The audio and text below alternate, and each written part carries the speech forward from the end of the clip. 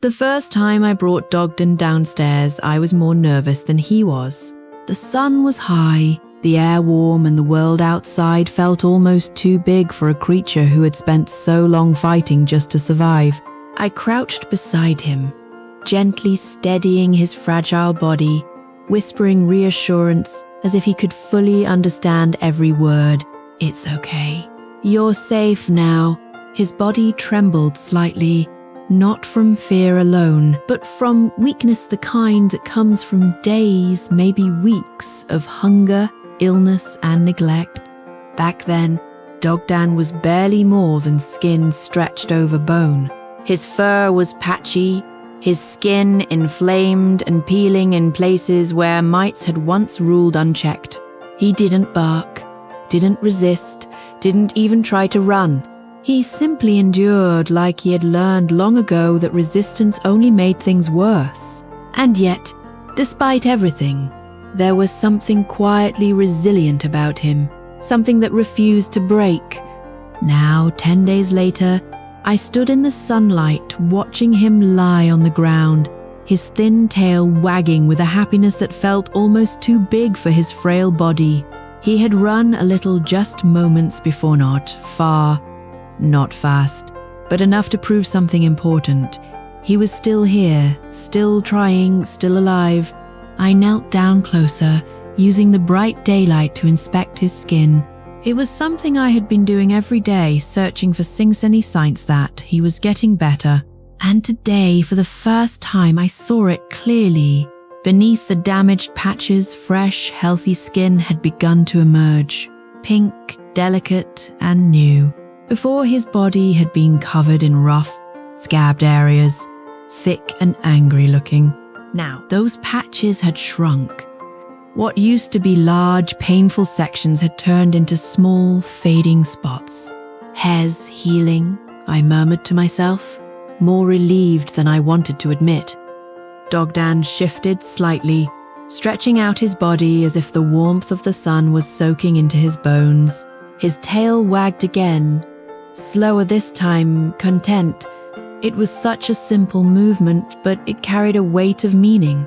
10 days ago, he barely had the strength to lift his head. Now he was lying in the sun, enjoying the moment.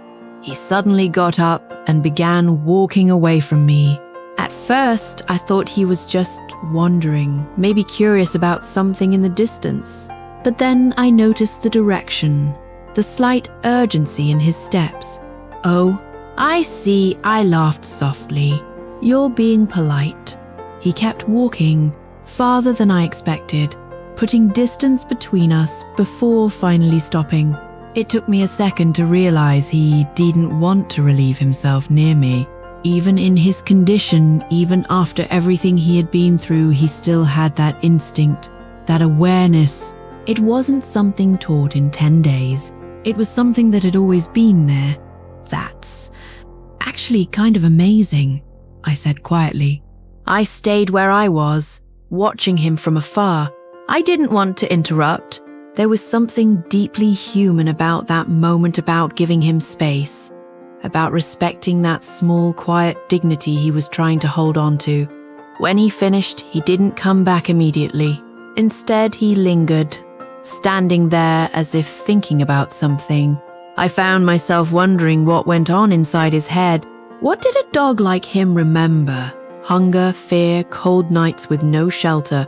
Or was he already beginning to forget those things? Eventually, I called out to him, "Dogdan, come back."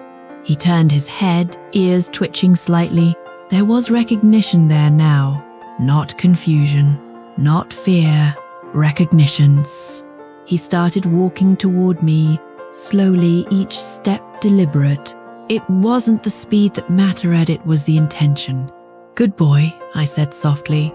When he reached me, I scooped him up gently. The ground was still too harsh, the distance too long for him to walk comfortably. His body leaned into mine, trusting, relaxed. That trust hadn't come easily. It had been built moment by moment through feeding, cleaning, treating wounds, and simply staying. Back upstairs, his behavior changed completely. The moment I stepped into the living room, he perked up. It was almost funny how quickly he appeared, like he had been waiting just out of sight, ready to greet me. His tail wagged faster now, his eyes following every movement I made. "You're getting spoiled, you know that?" I smiled. But the truth was, I couldn't help it. There is a certain kind of pull that comes from caring for something so vulnerable. You don't think about it, you just act. You give more, you try harder, you hope stronger. I reached for a can of food, popping it open. The smell filled the room instantly, and Dogden's attention locked onto it like a magnet. He stepped closer, almost impatient now, his earlier weakness replaced by eagerness. "Wait, wait!" I laughed, gently holding him back. "Let me open it properly." The moment I placed the food down, he began eating with focus and determination.